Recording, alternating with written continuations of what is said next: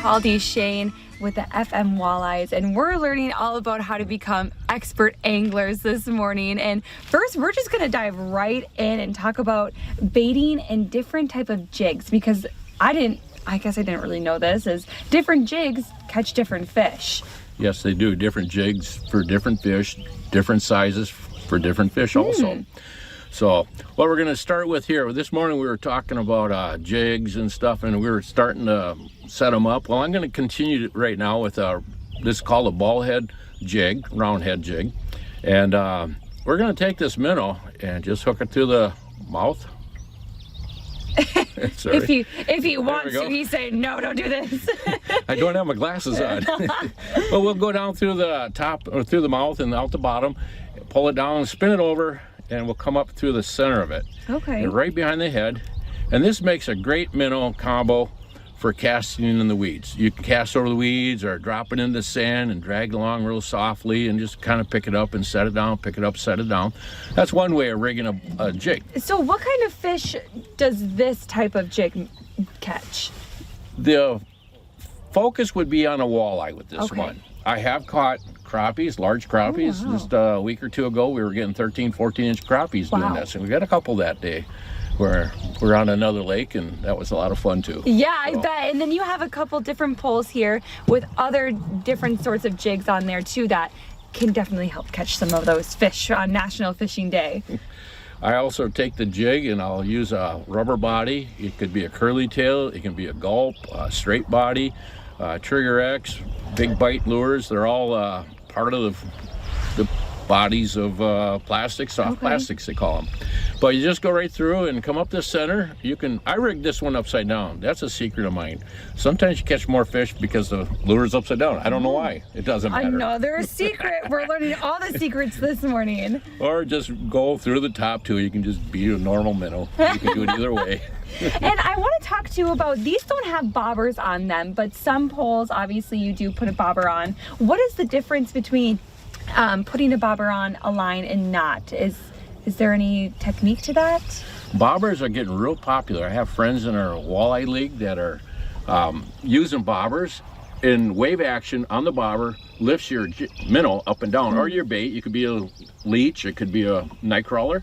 It'll create a wave action for your bobber, on your bobber, which moves your bait at the bottom. Yeah.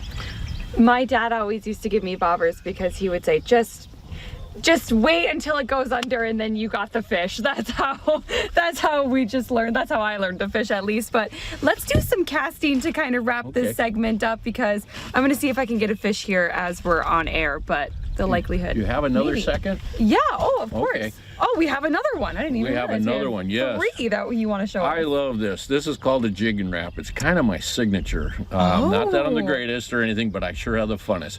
It's ADD fishing on steroids. It's just out of this world. Oh my goodness. And you fish very aggressively. You throw it out there, and you wait a second, and you watch your line. When your line goes slack, you know you hit the bottom.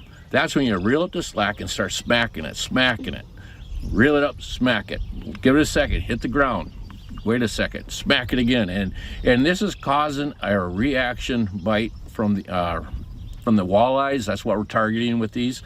Other fish bite them like crazy too. And but it's so fun. That's ADD fishing right there. And it's the greatest. That's like the top of the line. Yes. For anglers. Okay. Now that I know that, I should just become one. No, I'm just kidding. I'm not that good yet. Okay, so I'm going to grab, which one should I grab? You want to start? Yeah. Okay. I'm just gonna go for it. Why don't you take this here one? Okay. This is it's got the minnow on it. Okay. You want me to hold that for you? I'll interview you. Yep. Okay, here we ready? Go. Yes. Go ahead, stand up. Get your finger on there and cast it out. There you go. Ooh. Now we're a little bit deeper here. We're going to be in about 9 feet of water. And so you can give it a second to go down, close to the weeds. We don't want to get in the weeds, but get close to them. And that should be good. Start reeling it, and you can start lifting that up a little bit. Lifting it up a little bit. There you go. Yeah, you might want to hang on to that. 2 hands it takes to fish. You're doing awesome. Okay, let's see. Let it, give it a little break there. Okay, now pull it a little. And now you got the live minnow, or the minnow on there. Give it a second. Just be a little softer, a little gentler with it. Other baits you'll move faster and quicker. But this is just once in a while pulsate it a little bit.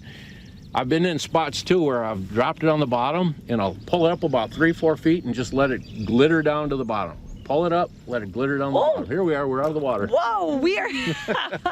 Try to get Abby. You're doing good. We didn't get one here yet, but maybe if I do, I'll have to take a picture and send it back to you guys. But we're out here just doing some fishing on National Fishing Day, and we're having a good time. We've caught some fish. Oh, We've yes. caught some fish.